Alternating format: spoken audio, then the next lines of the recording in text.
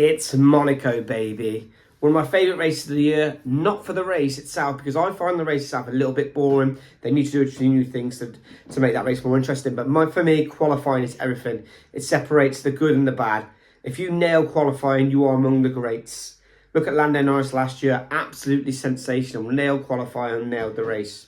So I'll get straight into it. Biggest good surprise to me for this week, it's going to be Sergio Perez. I think he was a street track person, especially in his time at Red Bull. He did really well, and I think it's going to play into his hands this weekend. And I think he's going to finish in the top 12, which definitely deserves biggest good surprise. Biggest flop, Antonelli. I think Antonelli's going to crash out this weekend. I think he's gone win, 4 wins in a row, that young man. He's done really well so far, but I think not the pressure's going to get to him, but this is where the gravy is made. You know, you have to be a quality driver around Monaco. And I just think he's going to get a bit too ahead of himself. He's not going to be thinking as much. He's going to crash into the wall, 0 points. He's going to play well into George Russell's hands. Pole position, Lando Norris. I think, like I just said in my review, I think Lando's going to smash everything. Race win, Lando Norris again. I think it'll be George Russell in second, and I think Oscar Piastri in third. I think the fact that the Ferrari and the Red Bull won't be able to have the active air open down the straights is going to not play into their hands at all. It's one of their biggest strengths, and I think that will clear the way for Mercedes versus McLaren battle.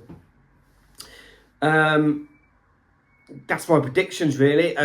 Now, I normally have a me versus you subscriber challenge, but I haven't got one. So I've let the duck races decide. So I've done a few videos on duck races, and the duck races will decide who I think is going to finish in what, and their predictions.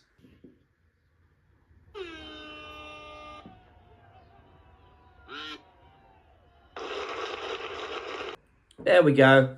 Alonso for biggest good surprise, and Hamilton for the race win. Not bad for the race win by the Ducks.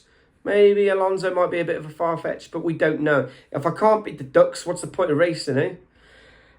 Anyway, remember to like the video, subscribe if you want to, and comment down below who you think is going to win the Grand Prix.